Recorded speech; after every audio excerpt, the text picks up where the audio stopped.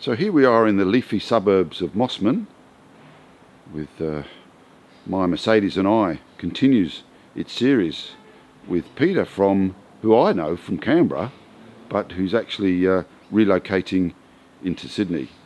And he's got this beautiful W123 or 124? 124. 124 Cabriolet. This looks magnificent, Peter. How long have you had this vehicle?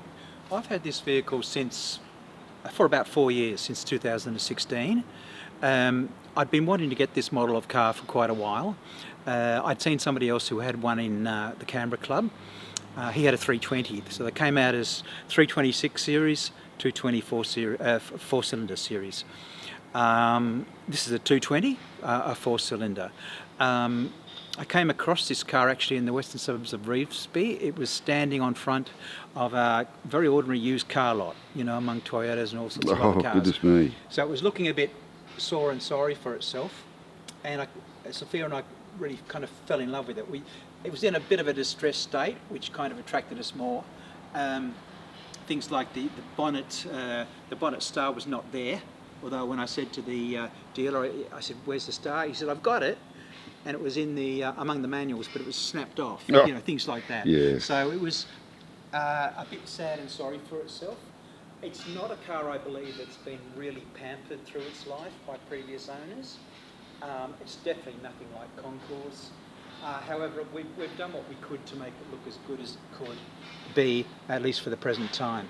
Sure. Let's have a look inside. I remember from my E320 that I had many years ago, they have beautiful, big, comfortable seats, and it's just a joy to drive in.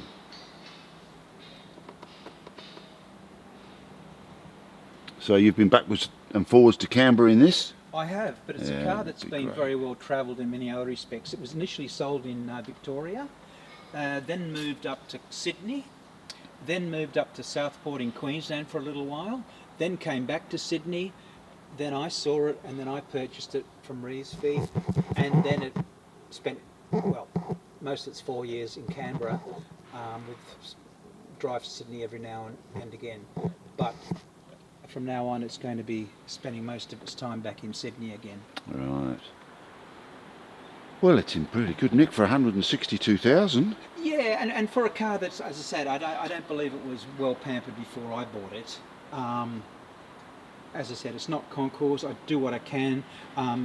One issue is I just don't really have a garage for it at the moment, at least here in Sydney, but that should change. Look, it's a lovely, relaxing car to drive. It's not a fireball, the four-cylinder, but it handles conditions in Australia, I think, pretty well. And certainly we both love driving it and being in it as well. Well, you know, we don't see many of these models in the club, and certainly not with the wind deflector on the back. Well done. That was probably a aftermarket one. It was on the car when we bought it. Yes, it's got that. I mean, some of these models came with different things. It doesn't have, for instance, it doesn't have speed control or anything like that. Some of them have electric control seats. It doesn't have that. So they can vary from car to car. But there are only about 160 to 70 of this model brought into Australia. A smaller number were 320s. The rest were 220s. So it's never been a very common car to see, and certainly not very common to see nowadays. Yes. I must say I fell in love with the colour, the green. It's beautiful, isn't it? I'm a bit of a fan, Vince, of colourful Mercedes cars.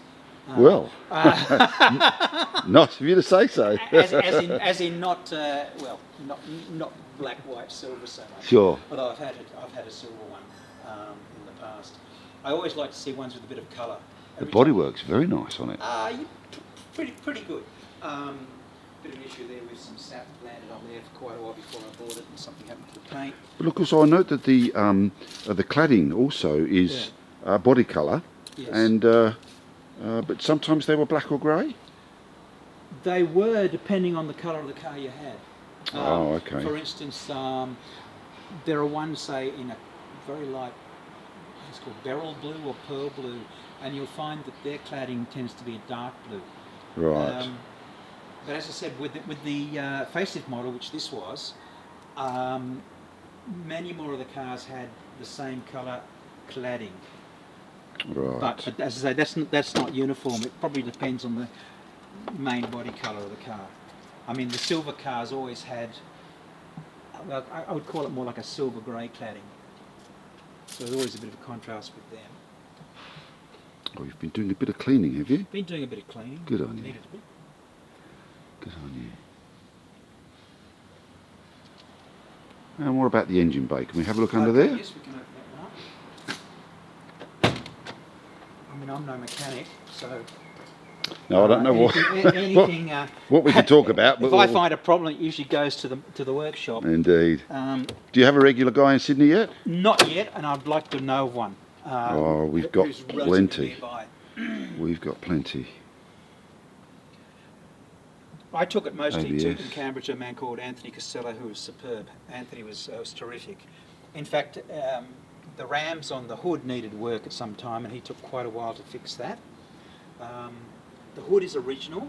It doesn't let in water, but it does have some sort of, how could I say, it's got some sort of thin spots here and there. Right. So it doesn't look, well, as new, obviously.